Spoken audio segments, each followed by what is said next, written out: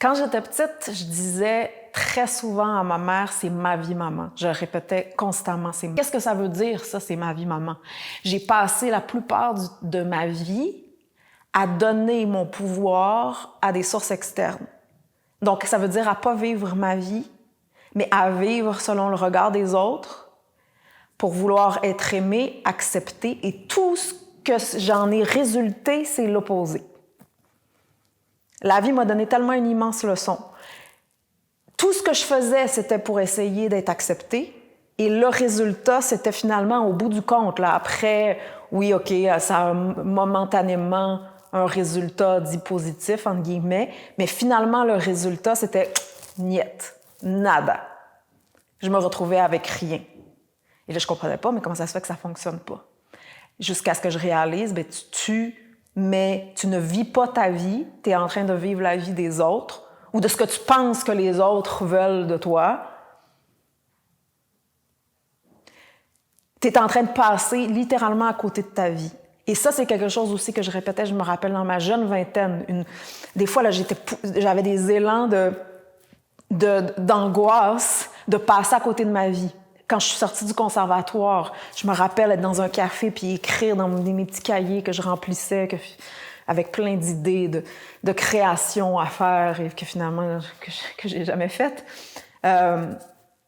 Parce que c'était pas concret, c'était pas ancré, c'était juste des idées. Mais je me rappelle d'un texte en particulier où j'écrivais sur le fait, cette peur-là de passer à côté de ma vie, qui était réelle. Et en effet, après toutes ces années après, je me suis rendu compte, mais c'est ça que je suis en train de faire. C'est ça que je fais. Je vis la vie des autres. Et ça, c'est dû parce que moi, je ne reconnaissais pas ma valeur. Je ne connaissais pas ma valeur. J'avais l'impression que quand on me mettait dans une boîte qui fait, ben voici ce que tu fais, là. Tu sais, chaque humain a comme une fonction, puis voici ce que je fais, ou voici où tu es rendu dans ta vie. C'est pas où tu vas être rendu dans 10 pas, c'est où tu es rendu maintenant. Je me sentais comme une espèce d'animal en cage. C'était jamais assez pour moi. Mais ça, c'était un mindfuck total qui a finalement m'a empêché de pouvoir faire le premier pas, deuxième pas, troisième pas, qui fait que tu bâtis puis que tu avances sur ta vie. Donc moi, à chaque fois qu'il y avait comme que certaines portes se fermaient, puis bon, voici ce que tu as à accomplir aujourd'hui, c'était jamais assez. Parce que j'avais ces idées-là de grandeur, jusqu'au jour où je réalise que c'était un échappatoire. C'était parce que je voulais pas vraiment accomplir quoi que ce soit. Même si j'avais, dans ma grande gueule, je disais l'opposé, je voulais pas prendre responsabilité pour ma vie et donc pour le fait d'accomplir quelque chose. Moi, je voulais tout à la fois. Mais quand on veut tout à la fois, tu te retrouves avec rien. Ça, c'est une des plus grandes leçons que la vie m'a enseignées. Et si je pouvais parler à la Brigitte jadis, là, qui avait une opportunité en or qui lui était présentée sur un plateau d'argent, et à cette opportunité, elle a dit non, parce que c'était pas assez, c'était pas l'idée qu'elle s'était faite, c'était où elle était réellement rendue, puis ce qu'elle pouvait accomplir à ce moment-là. Si elle avait accompli, ça m'aurait amené à la prochaine étape, puis ensuite la prochaine étape. Mais comme j'ai dit non à l'opportunité, plusieurs années après, je me suis retrouvée, j'ai pas fait l'étape 1. Il faut que je recommence à l'étape 1. Donc, ce que je lui dirais, là, c'est descends dans ta réalité, arrête de tout le temps vouloir plaire aux autres, vivre la vie des autres, puis cracher sur littéralement ce qui est présent dans ta vie en ce moment parce que c'est pas assez. En fait, t'es terrifié, c'est juste ça. C'est pas vrai, là, ça, que c'est trop grand pour toi, que c'est trop petit pour toi. Non, c'est l'opposé. T'es terrifié de prendre responsabilité pour ta vie, d'accomplir, donc d'être responsable de quelque chose. Et c'est ça, c'est tout simplement ça. Tout le reste que tu t'inventes, c'est de la connerie. Donc, c'est la question que je vous pose. Est-ce que vous êtes en train de vivre la vie des autres? Et est-ce que votre propre vie et les opportunités qui viennent à vous, vous crachez dessus? Le fait d'être insatisfait, c'est une chose, c'est normal, parce que se satisfaire de ce qui est là, c'est normal. Si tu es dans une situation où tu peux pas t'éclore en tant qu'humain puis vraiment exister, tu vas te sentir étouffé, c'est juste normal de te sentir insatisfait. Mais par contre, vivre dans un monde imaginaire où les choses, ou plutôt que de descendre dans ta réalité où tu vas pouvoir accomplir le pas numéro 1, puis ensuite le numéro 2, puis ensuite le numéro 3, etc., ainsi de suite, ça veut dire, en fait, que toutes ces idées-là que tu veux manifester, que tu veux faire, toutes ces idées de toi-même, c'est de la bullshit. Parce que tu n'es même pas prête à faire l'étape numéro 1. Et ça prend beaucoup d'humilité pour arriver à ça, puis voir, j'ai la chienne de prendre responsabilité pour ma vie, des répercussions. Imaginez un projet, là, vous avez un projet, le projet, il marche. Maintenant, tu as de l'attention sur toi, tu as tous ces gens-là que tu dois nourrir. Ceux qui sont parents le savent. Du moment où tu mets au monde, après ça, tu es responsable. Peut-être que tu vas le regretter. Parce que là, tu es responsable de quelque chose. Peut-être qu'au début, tu t'as enfanté de manière inconsciente juste pour avoir quelqu'un qui t'aime.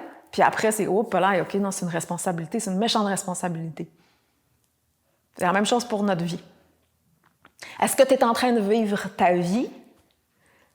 Est-ce que tu arrives à descendre sur terre, les 2 pieds sur terre, plutôt que l'idée que tu as, qui finalement est un échappatoire, parce que l'idée ne va jamais se passer?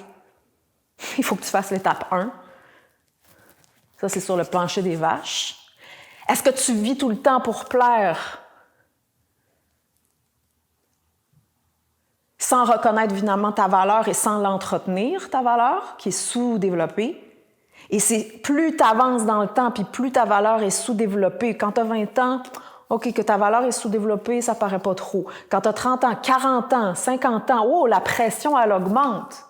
Donc, c'est de plus en plus difficile, finalement, parce que t'es rendu à un âge où tu devrais, entre guillemets, dans un monde optimal, avoir développé, avoir accompli certaines choses, puis c'est pas le cas. Donc, c'est normal qu'il y ait une angoisse intérieure, une insécurité intérieure, parce que j'ai pas développé, je me suis pas développée, j'ai pas développé ma valeur. Donc, il y a une insécurité qui est là. C'est normal, tout à fait normal. Puis là, c'est de voir tous les échappatoires que je me crée pour pas faire face à cette angoisse-là ou cette pression-là interne qui a buildé. Et là, doucement, arrêter, faire « OK, ça suffit de vivre pour les autres. Là. Ça suffit de m'empêcher de vivre. Puis ça suffit d'avoir peur de ma propre vie. Et si je m'attends à accomplir tout d'un seul coup, je ne vais rien accomplir. Donc, ça demande de l'honnêteté, de descendre dans ma réalité. C'est où que je suis aujourd'hui, qu'est-ce que je peux faire aujourd'hui pour avancer. Puis souvent, on a besoin d'une guidance pour nous rappeler, pour nous ramener dans la réalité parce que on s'invente tellement d'histoires. Donc, c'est ma vie, maman, c'est la phrase que je répétais quand j'étais plus jeune. Aujourd'hui, je suis en train de réclamer ma vie. Vous me suivez? C'est un travail que j'ai fait de longue haleine. Mais vraiment vivre sa vie, là, c'est pas ce qu'on croit. Et c'est un travail, ça demande d'abord et avant tout de déconstruire les idées qui sont dans le chemin, finalement, de c'est quoi ma valeur, pour que j'apprenne à canaliser mon énergie pour manifester ma vie, plutôt que de la perdre dans plein de directions, puis dans des rêves qui n'ont rien à voir avec le terrain des vaches. Moi, j'aimais beaucoup les vaches quand j'étais jeune, vraiment. Genre j'étais fascinée par les vaches, puis on faisait beaucoup de routes, puis je voyais les vaches sur les chemins, puis souvent, je disais, regarde les vaches, puis à ma mère ou ma soeur, elle s'en foutait des vaches, mais moi, j'aimais beaucoup les vaches. Je comprends pourquoi aujourd'hui, les vaches, c'est une force tranquille. Ça donne du lait. D'ailleurs, en Inde, les vaches sont sacrées.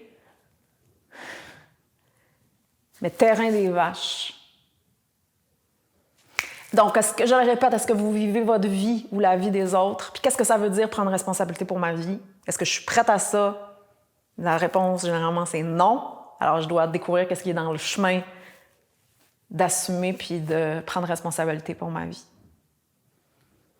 Allez, prenez soin de vous. À tout bientôt.